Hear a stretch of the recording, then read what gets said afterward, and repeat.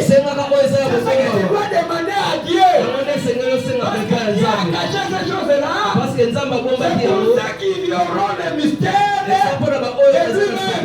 Ceux qui seront scellés de Saint-Esprit. La Bible dit qu'il y a des choses qui ne sont pas encore montées au cœur. Dans ton cœur, il y a certaines choses qui ne sont pas encore montées. Il faut énigana. Et puis ça va ça. Oh, bimisa yango. Alléluia. Alléluia. Yo somo kaka somo kaka somo zana zélité. Oh, mais là qui se va nyama. Jamais soyi et le bois. C'est que ça se va nyama. Et le bois il faut ça. Et ça n'a pas. Alléluia. Esther. Était une femme de prière. Il y a des femmes de prière. Il y avait des femmes aussi qui ne savaient pas prier. Mais qui ont vu le sépulcre de Jésus. Que la pierre est roulée.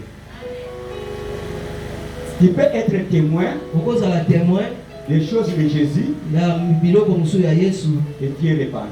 Et puis, tu es témoin seulement de ce que tu as fait. Tu es seulement témoin de ce que tu as vu. On ne cherche pas toujours à voir de tes yeux, mais à voir avec le cœur. Il y a les yeux du cœur, il y a aussi les yeux de l'esprit, il y a aussi les yeux de la chair. Mais un disciple accompli celui de Saint-Esprit, il voit avec les yeux spirituels. Alléluia. Alléluia. Dans la Bible, on nous parle d'un livre de bénédiction qui est ouvert par Jésus-Christ.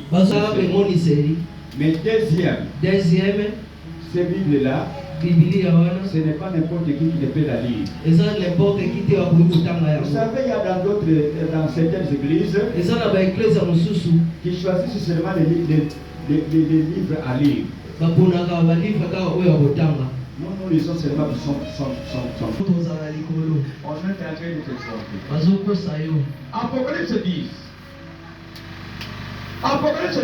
Apocalypse 10, du verset 1 et au verset 10e. Et je lis au verset 4. Et quand les sept tonnerres entrent, fait entendre leur voix. Et c'est qu'on dit, les sept tonnerres et ne les dit pas. C'est ça que je dis qu'il y a un livre que vous n'avez pas encore ouvert. Apôtre Jean avait vu beaucoup de choses. Et il a écrit. Mais il a tellement connu la voix. C'est les choses qu'il avait dit. On lui interdit de ne pas écrire. Et moi je cherche ce qu'on n'a pas écrit. Je cherche à connaître ce qui n'a pas été écrit. C'est ce qui est nécessaire pour moi. C'est ce qui va me différer des autres. C'est ce que je dois connaître pour amener les gens à la délivrance. On nous dit de ne pas écrire. J'ai toujours cherché à connaître. Quand Jésus se trouvait en face de la femme adultère, c'est Jean chapitre 8. Cette femme-là était attrapée. Parce qu'on l'a attrapée en train de faire des rapports sexuels avec plusieurs mâles. Une femme qui avait eu de grâce. Parce que c'était le temps de Jésus. Toi aussi tu as eu une grâce parce que nous sommes dans le temps de Jésus. Alléluia! Nous sommes dans le temps de Jésus. Il connaît tout ce que tu fais du mal. Il connaît combien on est en train de t'accuser. On t'envoie même des émissaires pour aller voir ce que tu es en train de faire. Mais mon chef est à côté de lui. Nous sommes dans ce temps-là. Nous sommes dans ce temps-là. Les ennemis doivent être confondus. Vos ennemis doivent être confondus. Maintenant qu'on a accusé Jésus, il était déjà prêt. Parce qu'il savait qu'aujourd'hui, cette femme doit mourir. Puisque l'infraction est réelle. Parce que nous allons à l'abattoir. Nous allons assister. Comment cette femme ici sera tuée. Comment le sang va couler. Comment on va le fracturer partout au corps. C'était leur projet. Donc ils étaient déjà prêts avec toutes les armes. On avait cette femme. C'est une mauvaise femme. Une mauvaise femme. Il était en train de détruire la réputation de son mari. La réputation même de notre quartier. De notre commune. Donc cette femme ici, tout de suite telle qu'elle est là, nous l'avons attrapée, en flagrant délit, avec plusieurs hommes. Il est écrit dans la livre de Moïse, et des femmes pareilles, nous devons les tuer en face de tout le monde, devant ses enfants, devant ses parents, devant ses frères, devant les hommes du quartier. Toi, Jésus, qu'est-ce que tu as dit? Il y a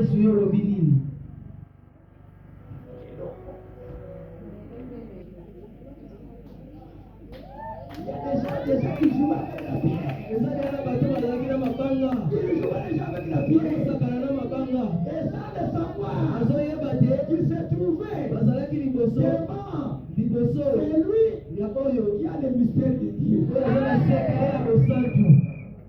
Jésus voyait déjà que j'ai maintenant un bon client. La chose est claire. J'ai un bon client à défendre. Parce que ce qu'il a fait, c'est ce que moi je suis venu pour défendre. Amen. Alléluia. Alléluia. Alléluia. Alléluia. Jésus voyait déjà que le véritable magistrat, le véritable avocat, avocat des avocats. Jésus a écouté. Il a écouté. Maintenant il leur pose la question.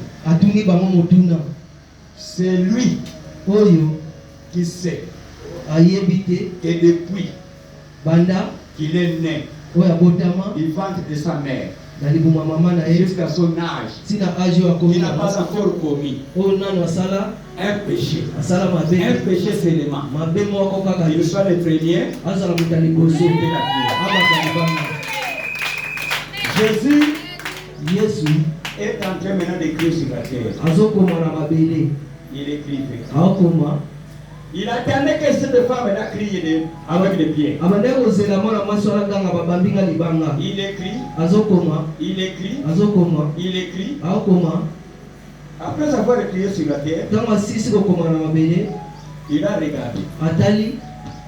Femme, où sont les gens qui t'ont accusé?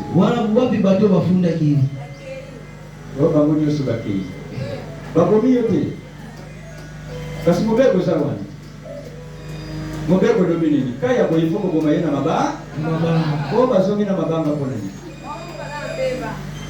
Alléluia. Est-ce que vous savez ce que Jésus écrivait sur la terre? Soki boyebaki ngana yaki batila masumu nene boyena ye pana le kola boyena ye pana ngai. Lelo lobi kuna ye monani. Waso ya zaki na balere ke. Lelo je koma na balere. Alléluia. Sois scellé du Saint-Esprit. Sois scellé du Saint-Esprit. Il y a des choses qui sont cachées dans la Bible. C'est là où se trouve notre délivrance. Il est vivant. Il est vivant. Donc il y a révélation et mystère. Il Il y a révélation et mystère. Nous avons beaucoup lu dans la Bible. Je l'avais dit au commencement de cette année que c'est une année de progrès, une année de réussite. Si hier nous avons échoué, l'échec n'est pas la fin des examens. Il y a d'autres examens qui viendront. Maintenant, nous sommes dans ces examens-là. Il y a un verset dans la Bible. Nous sommes dans Deutéronome chapitre 29. Bientôt on va atterrir. Nous allons vers la fin. Deutéronome 29, 29. Les choses cachées sont à l'Éternel, notre Dieu, et les choses révélées sont à nous. Amen. Et à nos enfants, à perpétuer, afin que nous mettions en pratique toutes les paroles de ces lois. Amen. Les choses cachées. Il est déjà temps. Prenons le second verset, nous sommes déjà à la fin. Exode 34, là vous allez expérimenter ces versets. Verset 10.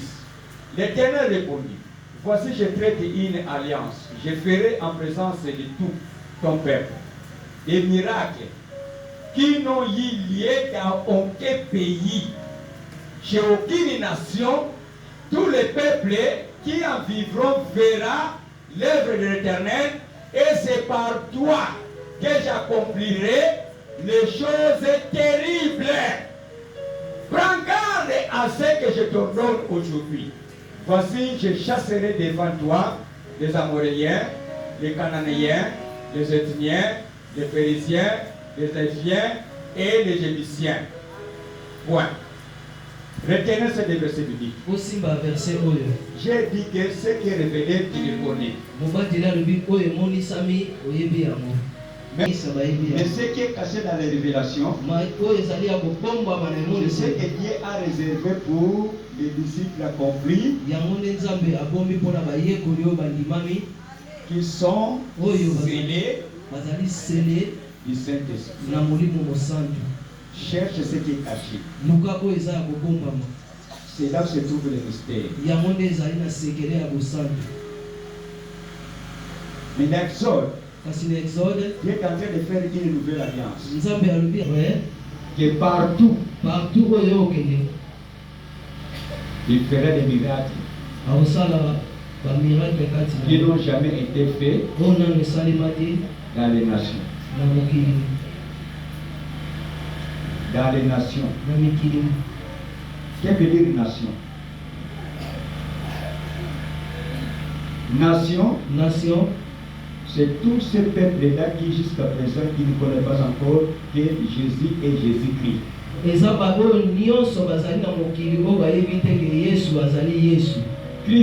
Christ. Il s'arrête seulement à Jésus. Mais ne s'arrête pas à Christ. À connaître qui est Christ. Paul a dit: je voudrais que vous puissiez connaître Jésus-Christ crucifié. C'est ça le credo. C'est ça le cachet. C'est ça le mystère de Dieu. Jésus-Christ crucifié. C'est lui qui a été crucifié. Mais s'il n'était pas crucifié, ce n'est pas celui-là qui a le mystère de Dieu. Alléluia! Là, vous pouvez voir dans 1 Corinthiens chapitre 2, nous sommes à la fin. Je voudrais que vous preniez ce verset biblique et pour fermer les bouches de beaucoup de religions qui sont dans le monde. Verset 2. Car je n'ai pas eu la pensée de savoir parmi vous autre chose que Jésus-Christ et Jésus-Christ crucifié. Moi-même, j'étais auprès de vous dans un état de faiblesse, de crainte et de grands tremblements. Et ma parole et ma prédication ne reposaient pas sur des discours persuasifs de la sagesse, mais sur une démonstration d'esprit de puissance, afin que votre foi soit fondée sur la sagesse, non pas sur la sagesse des hommes, mais sur la puissance de Dieu. Cependant, c'est une sagesse que nous prêchons parmi les parfaits, sagesse qui n'est pas de ce siècle, ni des chefs de ce siècle qui vous est anéanti.